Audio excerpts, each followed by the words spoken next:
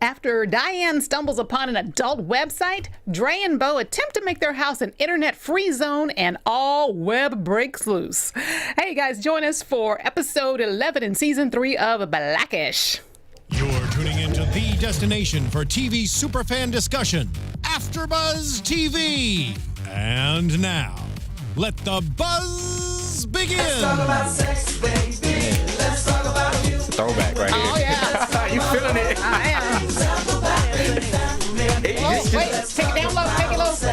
Oh, yeah. Under the desk, under the desk. Oh, yeah. Oh, under the desk? Wow, right. This song does not sound the way I remember it sounding. Because you a baby, that's why. That's true. I was probably like 2 when this You're came like out. 12? But you know how when you hear a song again for the first time, if you haven't heard it in a while, and you realize, man, this is just that era. Some songs are timeless and other songs aren't. But it still has a good beat to it. Real good beat. It's cool. Yeah. I like Salt and Pepper. So yeah, Salt and Pepper is amazing. And we're playing the song because, hey, tonight's episode, Diane forces her parents to talk about sex after she stumbles across some adult websites on the internet. Sex. Yeah. Wow.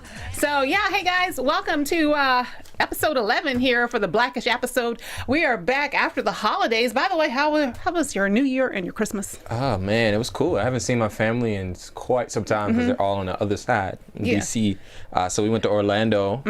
I don't know why we were there. We didn't go to Disney World or anything, but it was cool. It was cool to see a family. How about yourself? Oh, it was great. I had a quiet Christmas. Just stayed home, stayed here, which is not my home, but I stayed here. Where? And New Year's, I went to a really nice house party up in the Hollywood Hills. I went to a house party too. Yeah, house parties are the way to go now. Yeah, there were male supermodels there. I was like, oh yeah. Or strippers. No, they weren't strippers. Okay, They were like legit, like Zoolander male supermodels. Just walking around.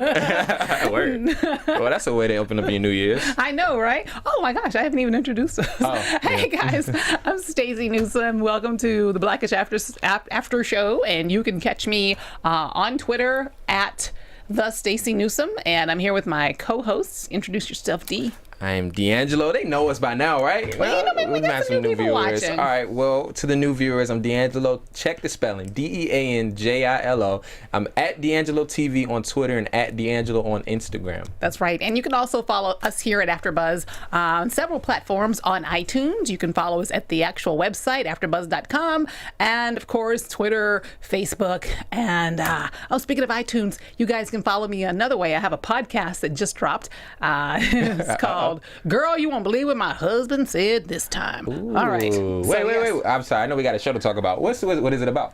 Oh, it's about all the crazy stuff that me and my friend's husband say, and we just talk smack about them. Oh, my goodness. But then there's a little bit of marriage counseling in it, too, because she's a therapist. So you need a little bit. Yeah, just a little bit, but it's mostly us talking about the crazy stuff they say. I like so, that. yeah, That's it's on dope. iTunes. All right, so let's get to this episode here. First off, Diane, she gets caught on the internet watching some stuff that my husband probably watches a lot, and she doesn't know what she's looking at. She's confused because all she wanted to know was what sex is, and she goes to Google, and bam, there we have it. Man, you know what? The first thing I thought when I saw that scene, I was like, Diane, 10, that's young.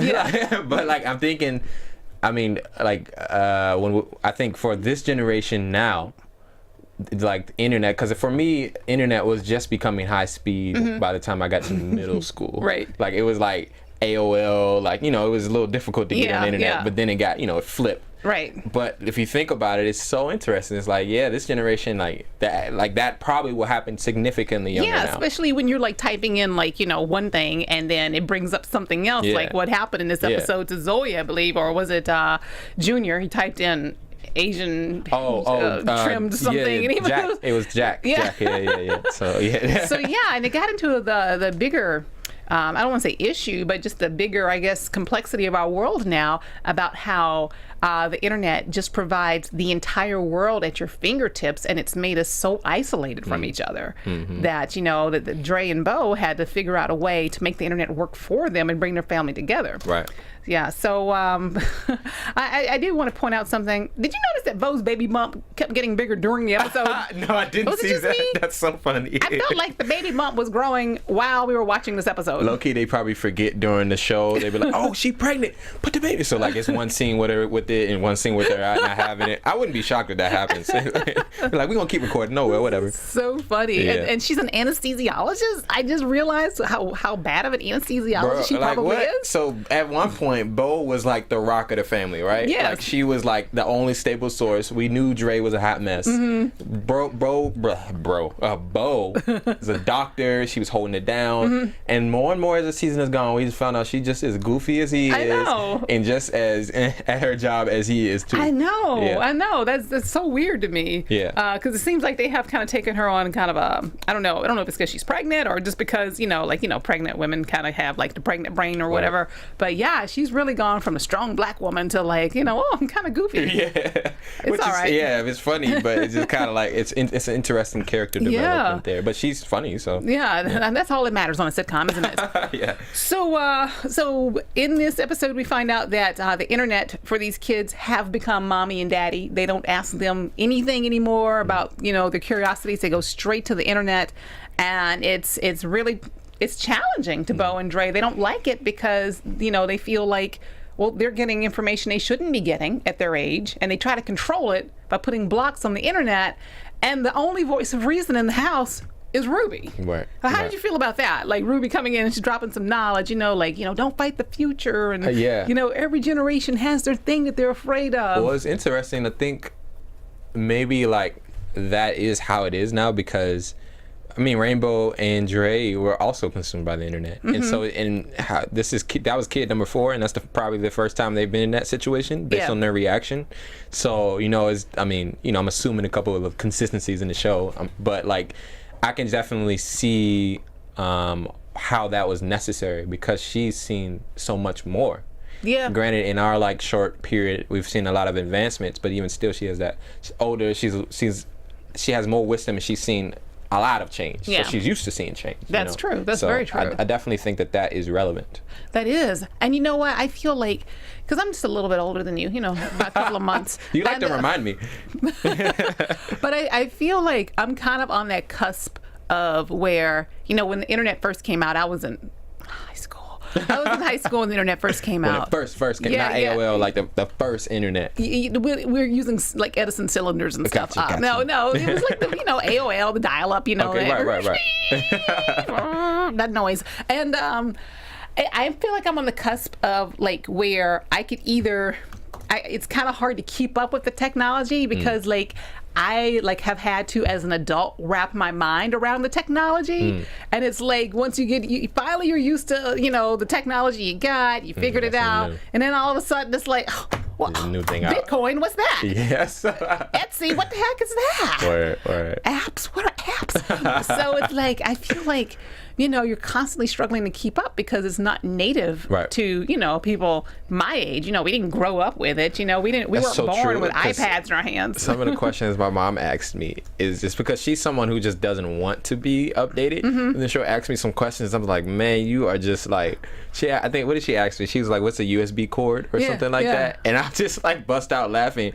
I understand like why, and there's a blessing in it too, to not be so connected into it, being consumed into it. But if you're the only one that's not when that's you are not in the connected, minority of that, yes, and then everybody else is like glued to their screens. I have because I have a problem with social media as well too, because you'll be at work or you're doing or anything and you just find yourself scrolling doing nothing on Facebook or Instagram, and so I delete my app during the week. I just don't want to see it. Really? Yeah, because it's just like you lose so much productivity hours. That's so true. At home, at work, because what are those apps are made to keep you there. Yeah. And they do it quite well. That's true. So some of them, you know what, it's weird. Some of the most productive people I know don't have social media pages like Facebook, or they're not on them all the time. Like I see them update maybe once a week. Right. But then other very productive people I know are on Facebook all the time. Right. But it's because like their means of living is somehow connected to the internet. They're using it. Yeah. And you gotta, it's like at the end of the episode, you just got to know when to say, all right, this is enough. I don't think people are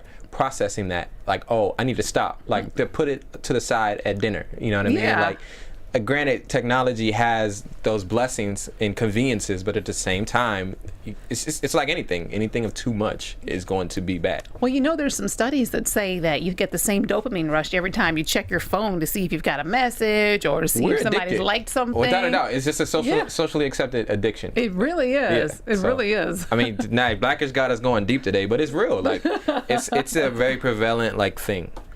So, the talk. They finally get around to having the sex talk after Diane has been consulting these things that my generation used to use called encyclopedias. Do you know what encyclopedia Yes, I know what encyclopedia is. Well, I mean, you weren't sure if you knew George Michael's music a few minutes ago. Encyclopediadictionary.com, encyclopedia.com. So yeah. Okay. So yeah, she's reading these ancient encyclopedias from the 80s, and then they're like, okay, we can't control the internet around here. We can't control, our kids' access to the internet, so we just have to trust them, which really what it comes down to is trusting your kids with all of this information. You should not trust your Never. kids. We can't even trust Donald Trump with Twitter, so how can they expect to trust? I was a kid. I know you shouldn't trust me. I was not trustworthy at all. So what's funny is Diane is so sneaky. Like her character is so devious that I kind of felt like throughout the episode that she was playing Dre and Bo the whole time. That's what I thought was going to happen too. Like when we saw the laptop in the trash can, I was like, oh, she faking. Yeah. But then I was like, what would she be faking? Like, is she going to bring the laptop out and watch porn? No. So I guess not. So. I really thought she was playing them, I was surprised that she wasn't. It reminded us that despite the fact that she's kind of seems grown, she's innocent, she's younger. Yeah. She's 10. I know. I don't trust her though when she behaves normal. I don't trust it. You should. And neither does Charlie. So it turns out she's cyberbullying him. That's hilarious. That is pretty good, and it's working. I mean, she. What happened? When that Bo and Dre had that moment, we're like, wow, Diane's the most sane in our house. Yes. We're in trouble. How great is that? That says everything. Right. Oh, I love how Dre as always takes his problems to work. Like the most unfiltered place he could take his problems is like. How great though? How great. We have a potential new character coming into the room. She is presenting herself as sane and as possibly being the only normal person in, but they don't change, they don't adjust, and she eventually just falls in within 5 minutes into the nonsense that they continue to do. You know what I've noticed? Female characters in that conference room don't last. No. No, they respect it. I know. It's like black guys on The Walking Dead. They don't last long. Nice. Well, and another thing, I mean, because we look at what you see. I feel like what I feel from those scenes at the job is what people would say if there was no social pressure. Yeah. Like how they would actually unfiltered speak about things. Right. Like the boss is like the boss, like the uncultured boss who just has no filter, and I feel like a lot of people think these things. There's a work culture. I know, but what I like about him is that he's not malicious when he says these things. He's just innocently says them. That's what he thinks. And this league is not meant against you. It's how it is. I mean, I don't know. This is generalization, but I wouldn't say that most bosses or older white men are ill-intentioned. Just uneducated and just they missed that culture class, or they didn't even see it necessary to give it to them. Right. And so I feel like these are the things they would say. Like honestly, I really do. You know what I mean? And the level of nepotism you see between him and his son, that's real. That is real. I don't think any of it it's extreme, but not unrealistic. I think it would be refreshing to have some unfiltered attitudes without malice. Somebody, I don't care. To an extent, intentions, I will give you some time, but some of the things he say, I don't know, I could probably be fired. I don't know.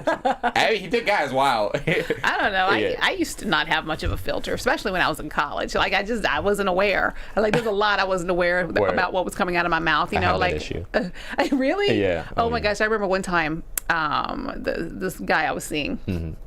And this guy I was seeing, and who I follow on Facebook still, and I hope your husband not listening. Oh no, he's not. Trust me, because he's not into technology at all. Oh, okay. Which is why I'm with him. Anyway, Keep going. so no, I'd spent the night at his house the night before, and I'd left my contact lens case there, right? So I ran into him at the student center the next day, just like, by accident, and he was in the office of his like advisor, and there were like a bunch of people around, and I leaned in. I was like, "Oh, hey!" I'm like, "I left my contact lens case at your house last night." I'm like, "Do you mind if I come over and get it?" And he's like, "Yeah." And I'm like, "Thanks," not realizing I just spilled the whole room. Hey, we slept together last night. And then he said something to me about it later. I was like, "Really?" I'm like, "Oh, I'm sorry. I didn't realize. Yeah. I just needed my contact lens case." I was focused on one thing in this situation. Sorry, you was uncomfortable. That's funny. So yeah, like I used to not have much of a filter. I've had to like grow a filter. I wish we didn't have to have filters. You really know how people would feel about things. Yeah. Yeah. You do have to learn it. Because, I mean, when you're on the other side and you hear those things, you think about it, you're like, oh, that hurt. Like, you know what I mean? So, filters are necessary, but that is a really, really funny story, and I'm guessing your husband is definitely not listening to the show. He's not. Shout out to you. Oh, my God. I think we've, like, covered everything in this episode, haven't we? We did.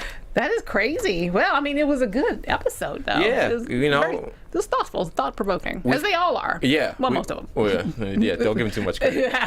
We've come to the moment where I think, like, Blackish, you know what to expect from them. You're going to laugh. Yeah. And you may or may not take something important from it. Yeah, that's true. That's true. And we've like kind of given up on predictions on this show, haven't we? Oh no, that's done. You can predict. No, I love Blackish though. It's really like it's just a refreshing way to go on. It has an integrity with it. Yeah, it's just a refreshing way of going at it. It does. Yeah. And I can't wait until they cast me as a guest star on that show. Oh, I'm watching that one. Oh, and then you can be our special guest, and we can talk about your experiences. That there. would be great. No, I have auditioned a few times for the show, just not yet. Where? Yeah. Oh, we gotta talk about that off camera. I know what that was like. All right. Well, gosh, where can they find you, D? Yo, well, I hope you guys enjoyed the episode. I know we enjoyed talking. Yeah. I enjoy getting to know you in this time. Yeah. But anyway, that's you guys. the only time we talk. Right, like, really? we're not friends outside this room. We don't even talk to each other. We're not. No, we are. No, I'm joking. I mean, not friends, but we're I'm friendly. trying to tell them where to find me on social media, and you just cut me off. See, that's why we're not friends. JK. I love you. You know that. I know. So, getting my thoughts together, you guys can find me on Twitter and on Instagram. My name is DeAnJilo. Check the spelling. Check it. DeAnJilo. And that's DeAnJilo TV for Twitter and DeAnJilo on Instagram. Where can they find you, my friend? Yes, they can find me. You can find me on Instagram and Twitter at the Stacey Newsome. That's STACEY. And also check out my podcast, Girl. You won't believe what my husband said this time on iTunes, as well as AfterBuzz TV on iTunes. That's it, guys.